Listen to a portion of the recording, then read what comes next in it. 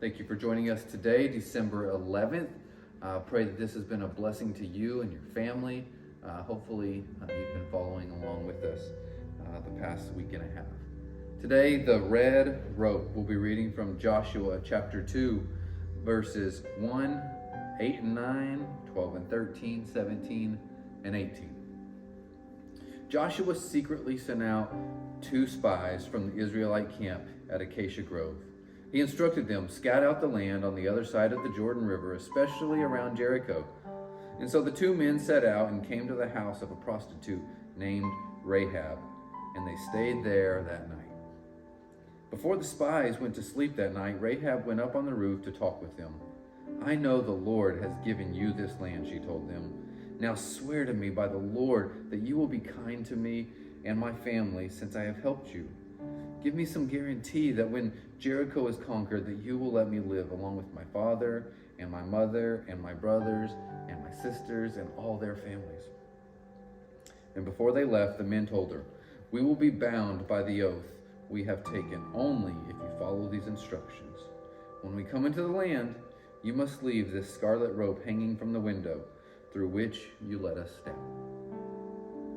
See, a long time ago, after God gave his love promises to his people, one red rope saved the lives of a girl and her father and her mother and her sisters and her brothers. The girl's name was Rahab, and she was known as a girl who did bad things. She lived in a town named Jericho, a town where no one worshiped God. The people who lived in Jericho built high walls around their town to keep enemies out. But no one could keep out the one real God. God told his own people that the land of Jericho would be theirs. And so 2 men of God came spying out this land, slinking closer to Jericho, and they found the city gate standing wide open. God does that. He opens doors, and he opens the hardest hearts as well. The spies walked through the gate. They knocked on a door, and Rahab let them in. But someone saw the men slip into Rahab's house, and they told the king, and the king sent soldiers. And then quick, Rahab hid the 2 spies up on the roof under piles of straw. And so the soldiers didn't find the spies. When Rahab pulled the blanket off the straw of the hiding spies, she whispered to them, the beating loud in her heart, your one real God works real miracles. I believe in him, but even more, I want to live for him. God can now show himself in his huge, uncontainable love wherever, whenever, to whomever. High walls and hard hearts can't stop his love from coming. Sin and badness can't stop his love from coming. The love of God can come over any wall. It can open any door. It can open any heart. It can find anyone, anywhere, in anything. And Rahab couldn't stop smiling. God loved her at her darkest and at her baddest. And he held her with the biggest and the grandest and the greatest love. That is always the secret to unwrapping the biggest, greatest, grandest gift. Believe that the love of Jesus is in the place where you don't expect it. Then live into the surprise of a love like that.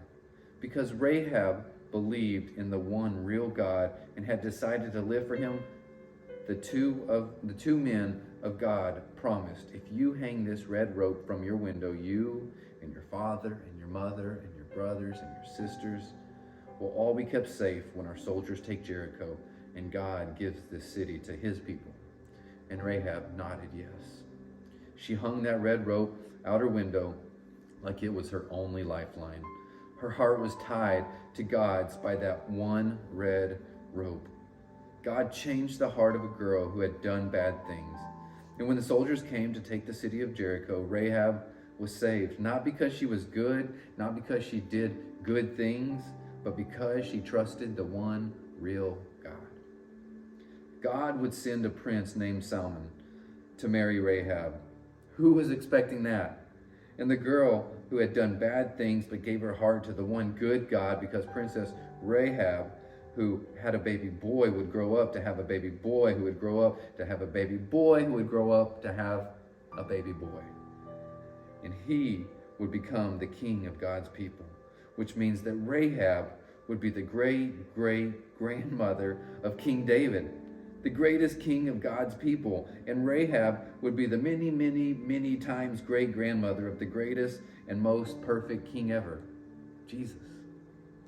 Jesus, who painted a rope red with his very own love, with his very own blood, and gives himself to you like a red rope and whispers, no matter what you've done, just hold on. I love you, and I've got you. Everywhere. Do you see it? Christmas presents, tied up red ribbons, little red ropes. They tie all of our hearts to Jesus, the greatest, the grandest gift.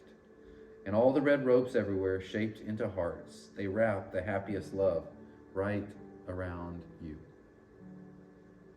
How is Jesus like a lifeline to you? A rope that you can hold on to no matter what.